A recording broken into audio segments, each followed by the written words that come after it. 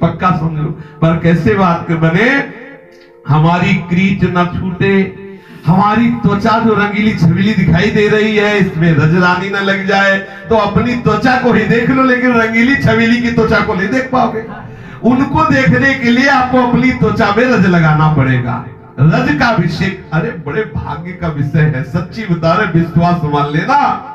कोई भी सांप उसके ऊपर लागू नहीं होगा जो रज लगाए होगा।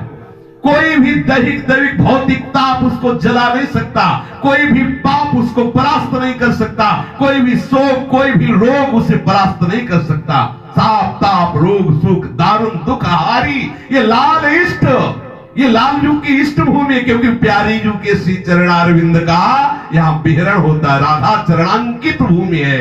अद्भुत महिमा इस रज रानी की है।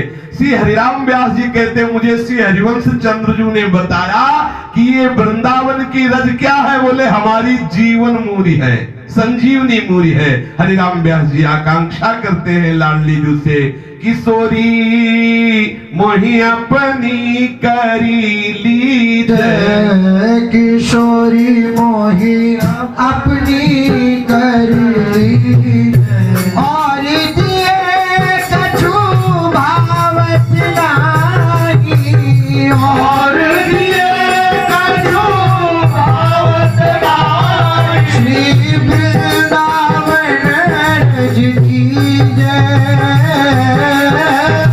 वृंदावन रज की जय। किशोरी मोहे अपनी करी है, किशोरी मोहे अपनी करी, किशोरी मोहे अपनी करी है, किशोरी मोहे अपनी करी है। हाँ खग मृग पशु पक्षिया बन के, मृग पशु पक्षिया बन के, चरण शरण रख दीजे, चरण शरण रख दीजे। व्यास स्वामिनी की छवि निर्गत, व्यास स्वामिनी की छवि निर्गत, पहले पहले की जय, पहले पहले की जय। किशोरी मोहे अपनी करी है, किशोरी मोहे अपनी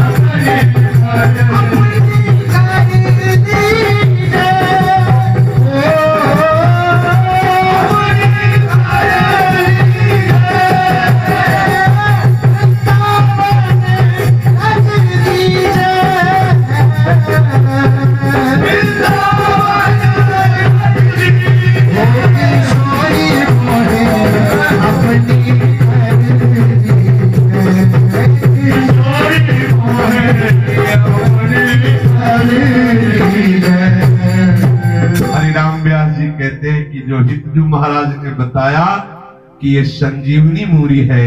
हे राधा जू, हे किशोरी जू, हे प्राणेश्वरी जू, आप हमें वृंदावन की रज प्रदान करें। मुझे और कुछ अच्छा नहीं लगता, कोई रिद्धि, कोई सिद्धि, मोक्ष पद नहीं, मुझे सिर्फ वृंदावन की रज चाहिए। आहा, कैसा रहस्य पा गए श्री हरिराम व्यास जी महाप्रभु हरिवंश चंद्र जू की कृपा से। कह रहे मुझे और दिए कछु भावत नहीं, ये रिद्धिया सिद्धिया, ये मोक्ष पद, ये और ये सब मुझे अच्छा नहीं लगता। क्या चाहिए? वृंदावन की रज दे दो। लाडली जू, कभी इस रज में अश्रद्धा ना हो। मैं रोज रज का सेवन करूं, इस रज में वास करूं, रज के पात्रों में पाऊं। हे वृंदावन के खग मृग पशु पंछी, सबकी हम चरण वंदना करते हैं। मुझे रख लो, वृंदावन से बाहर मत भेजो, मुझे वृंदावन रज रानी का वास दे दो। क्या करोगे वास करके? इतना रज से क्यों प्रेम करते हो? क्योंकि रज रानी की कृपा से राधा रानी के चरणों की सेवा मिल जाएगी। व्यास स्वामिनी की छवि निरखत महल टहलनी कीजिए। और जब हमारे श्री जी की सेवा मिल जाएगी, रोज उनकी स्त्री रूप माधुरी का पान करूंगी, रोज उनके श्री अंग की सेवा, उनकी लीला में डूबी रहूंगी। इसलिए मुझे रजरानी का संयोग प्रदान कर दीजिए। महान अपार महिमा से युक्त रज है। देखो ब्रह्मा शंकर आदि के लिए क्यों दुर्लभ कहा गया, क्योंकि जिसे तप बल है, जिसे ज्ञान बल है, जिसे योग बल है, वो हमारी लाडली जू के निकुंज में प्रवेश नहीं पाता। यहाँ दैन्यता चाहिए और दैन्यता रजरानी प्रदान करती है। समस्त रजोगुण का, समस्त अहंकार का, समस्त कामनाओं का नाश करके रजरानी बहुत सुंदर पद्धति है। जैसे पाउडर लगाते हैं ना, ऐसे रज चाल के रख लो और आप सुबह स्नान करने के बाद पूरे शरीर में रज का लेप करो। अगर आपको हिम्मत नहीं पड़ती गीली रज लगाने की, तो सूखी रज स्नान के बाद रोज पाउडर की तरह अब भी ऐसे करो तो रज निकलेगी। छोटी छोटी रज के कण आपके रोमकूपों में समा गए। अब जब तक स्नान नहीं करोगे तब तक, जब स्नान किया फिर सूखी रज। कभी रज से एक क्षण के लिए भी हमारा शरीर खाली न रहे। हम अगर प्रसाद पाए तो सब पात्र में, अगर आपका ऐसा नहीं बन पा रहा तो एक कोई पात्र रख लो जिसमें भले ही जल हो, लेकिन रज से युक्त पात्र से जो जल है, जो प्रसाद है, हृदय में जाता है, बहुत शीघ्र प्रेम प्रदान करता है। श्री बिहारी देव जी महाराज जो वर्णन कर रहे हैं कि जो रज का सेवन करता है, आप सच्ची मान लीजिए। कैसे वर्णन करें, समय तो पूरा हो रहा है।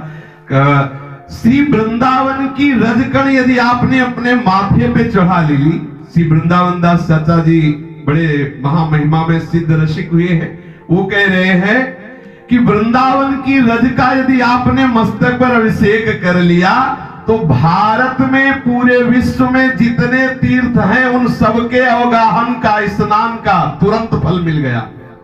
सुर नर नाग विरंचि लोक पुनि हरिपुर हु बिसरइये, जब वृंदावन रज पइये। भरत खंड पर दीक्षिणा करी करी गनि गनि तीरथ नहाइये, नहीं समतूल तर निजा दर्शन कहाँ लगी सुजस सुनाइए। श्री वृंदावन दास जी महाराज कह रहे, यदि वृंदावन की रज का सेवन करोगे तो वृंदावन की रज का प्रभाव क्या बढ़ेगा आपके हृदय में। आपको ना स्वर्ग का कोई भोग परास्त कर पाएगा, न नागलोक का, न ब्रह्मलोक का, न रसातल का। त्रिभुवन का कोई ऐसा भोग नहीं है जो आपको आकर्षित कर सके। त्रिभुवन का संपूर्ण भोग आपके सामने अपना प्रभाव दिखाकर हार जाएगा।